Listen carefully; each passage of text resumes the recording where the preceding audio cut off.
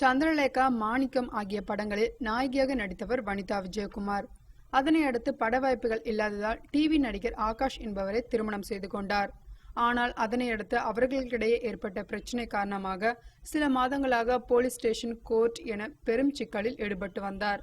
பின்னர் ஒரு வழியாக சர்ச்சைகளில் இருந்து விடுபட்டு இப்போது நடன இயக்குனர் ரிச்சர்ட் என்பவருடன் இணைந்து எம்ஜிஆர், சிவாஜி, ரஜினி, கமல் என்ற படத்தை தயாரித்து வருகிறார்.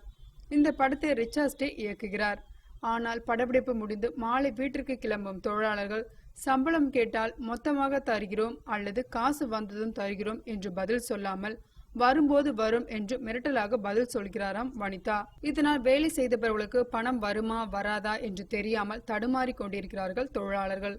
இவர்களின் மிரட்டலை பார்த்து படத்திற்கு எம்ஜிஆர், சிவாஜி, ரஜினி, கமல் என்ற ஹீரோக்களின் பெயர்களை வைத்துவிட்டு நம்பியார், அசோகன், பிரகாஷ்ராஜ் போன்ற வில்லன்களை மாதிரி மிரட்டுகிறார்களே என்று அதிர்ச்சியில் காணப்படுகின்றனர்.